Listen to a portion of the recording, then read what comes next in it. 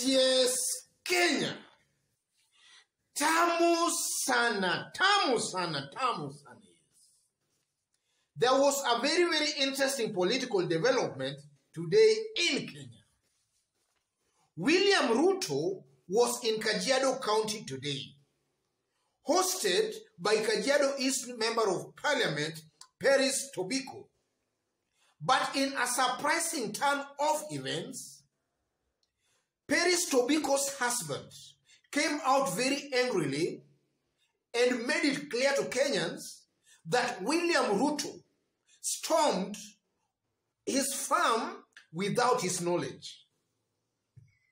Yes. So I want you to watch this video of an angry Peris Tobiko's husband as he fumes out about William Ruto's presence in his farm. After which we are going to dissect that and, as usual, see what it means politically. Have a look at this video. Na mtazamaji wangu, tukisalia katika pumzi hiyo ni kwamba hatua ya mbunge wa Kajiado Mashariki Peris Tobiko kwa mwenyeji wa mkutano wa hadhara wa naibu rais William Ruto nyumbani kwake huko Kajiado bila idhini ya mumewe imeibua mtafaruku kati yake na mumewe. Mumewe Toby Kishanto Olesuuji alikuwa amewasilisha malalamishi kwa mkuu wa usalama katika kuhusiana na mkao huo wa hadhara ambao hakutaka ufanyike shambani mwake, akisema ni hatia bila idhini yake. Hata hivyo, wakuu wa usalama Isinya walimfahamisha kwamba mkewe alikuwa amepewa kibali na angalijaribu kusitisha mkutano huo kungalitokea tafrani. Suuji anasema kwamba mkewe alifanya kosa kubwa kuandaa mkutano nyumbani kwake bila idhini yake kama mzee wa boma na mmiliki wa shamba hilo. Hata hivyo, naibu wa rais William Ruto aliendelea na mkutano wake na ukaisha bila kasoro yoyote. Kwa majirani na wenzetu na hata tuko na wao hapa Mwaseo wenzake walicheka kwa kichoko ya madharau tu. Labayani nana mwanako yana sema bahari nana rabu heshima Peris na wewe shaduni matatizo tulikuwako na wewe. Kuingia kwa mali ya watu bila kualikwa. Ingekuwaje kama ningeenda kwake Karen mahali anaishi na bibi yake, ama huko Eldoret mahali anaishi? Anasikiaje watu wanaenda kwake na hajaulizwa na mtu yoyote, na hajapeana ruhusa yake, hajaulizwa? I'm hurt. I don't support what's going on. I don't support the political activity going on my farm in Kajiado. That is my property. That is my farm, my land. Yes. What does that mean politically? Or what does that show us about William Ruto's personality or his brand of politics? Yes. That's our analysis and discussion. So if in case you've just bumped on this YouTube channel for the very, very first time, subscribe, give this video a like. Thank you. God bless you.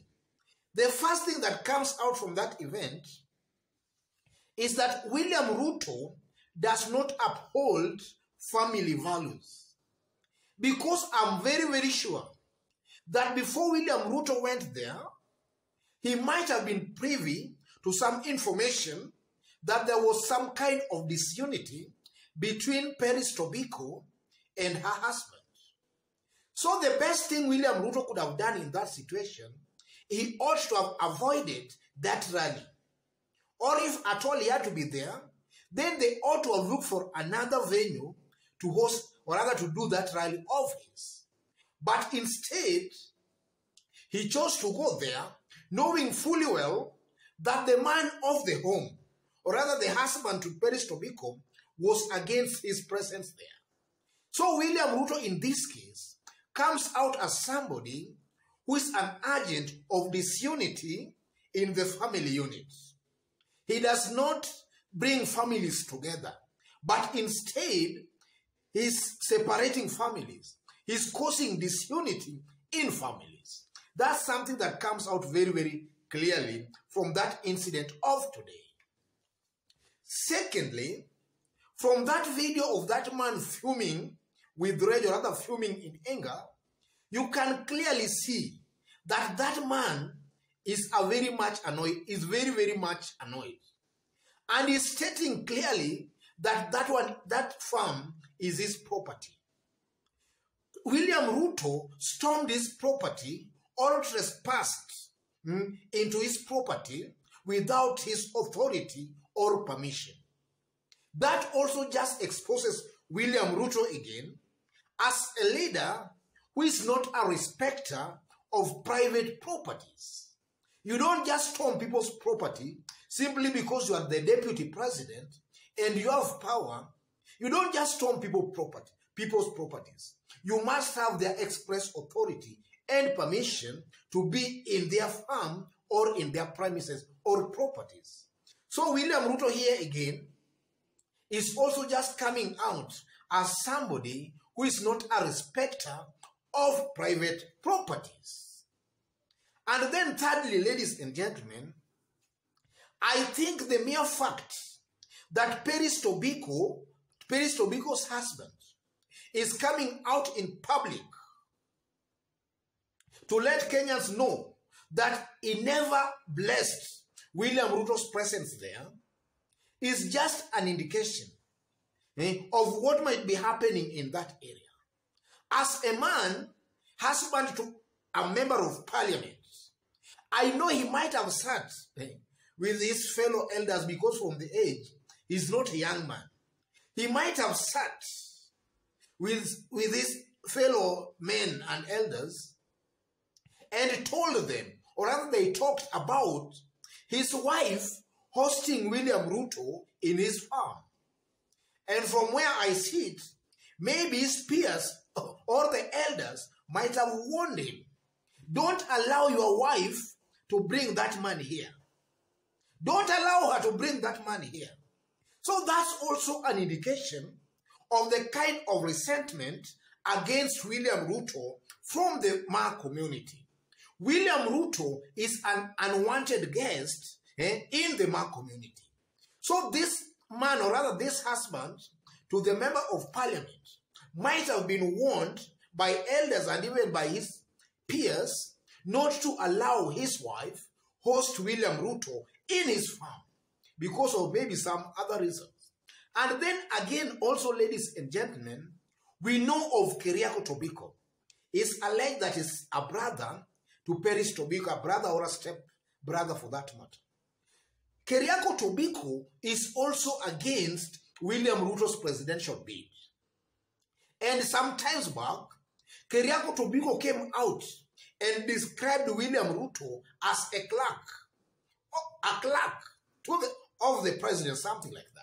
And then here we have Peris Tobiko, the sister, actually warming up to William Ruto.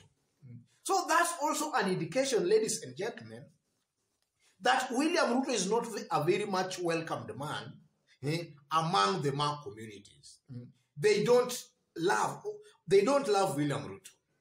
And then another thing that also comes out clearly from that incident of today is simply because if you look at the people following William Ruto, the leaders following William Ruto in the Ma community, I've not seen notable male politicians accompanying William Ruto, right from Narok to Kajiado. But we have just seen women. Women. Look at Kajiado itself. The governor was not present. Senator was not present. But we have just seen some women. In this case, Peris Tobiko. So what is it about these women, or rather these Maasai women, that William Ruto finds them very attractive compared to the men? Or is it possible that the men don't want anything to do with William Ruto, while William Ruto finds an easy spot, maybe to confuse the women to follow him or something like that? That's also an indication, ladies and gentlemen, that largely among the Ma community, largely, menfolk do not want anything to do with William Ruto. But in one way or the other, William Ruto finds a way with the women, maybe by confusing them or something like that. So in this video today, ladies and gentlemen, this is a very, very interesting discussion and topic.